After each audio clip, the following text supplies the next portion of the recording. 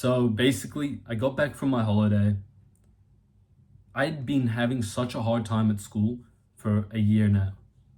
I was speaking to my friend at dinner. I said, bro, I'm like, people don't like me. And he said this super interesting thing that forever changed the way that I viewed making friends and reputation and self image. He said, yeah, you might have a hard time in boarding school, bro, but you're in Hong Kong. Do you think anybody knows that you have a hard time in boarding school? Because I'm a social guy in Hong Kong. I go out. Nobody would ever guess that I wasn't a social guy. And he said it to me like that, and that fully changed my mindset. Instead of me trying to show my negatives all the time, me worrying about the worst parts of me, why don't I just try and show the best parts of me, like every other human does? Everybody puts up the best story highlights and pretends they're this super cool guy, and I was out here being brutally honest for no reason. Because people are going to find negatives anyways. You know, you can open up to your friends and tell them deep stuff, but not necessarily every time you meet somebody. You know, you need to give it time. You need to be hanging out for a while. You need to feel comfortable. You're not going to just go up to random people and open up constantly, because it's a little bit like dumping on people. Like, it's a bit too much sometimes if you don't have good social intelligence. But once I started to know this, and I started to hang out with somebody who had an easygoing nature. This was my best mate. He's still my best mate. He told me this, and then from that point on, even when I was around him, I felt so much more comfortable around him, because that conversation made it so that I thought, he doesn't judge the worst parts of me. He knows these parts about me, and he still likes me. And that really got through my mind. You see, what ended up happening is, one night here, I'm going to tell you a story of what it felt like. We were eating dinner, and I was literally dying of laughter, hysterically. And we went over to the swings, and we're just sitting there chatting shit, laughing our asses off, having an amazing time. This happens when you're comfortable around people to genuinely be yourself, and you only make these friendships when you're not a judgmental guy.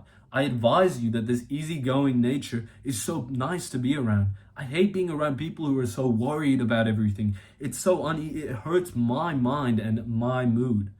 And I really recommend that, like, somebody, let's say in the near future, somebody's going to make a mistake. Somebody's going to do something wrong. Like, let's say they borrow a pen and they forget to give it back. You could overreact, say, bro, why didn't you give me my pen?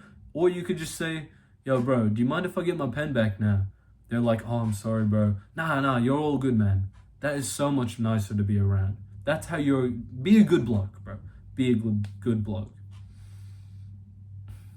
Now, this is like a little bit of a targeted thing at one of my good mates, but every time I was doing, this was a while ago. It's different now. He's so much more fun to be around. But I wanted to point out this story. I've always liked this guy, but I remember for a period, whenever I would do anything, he'd be like, no, that's cringe. No, that's cringe. He would say it so often.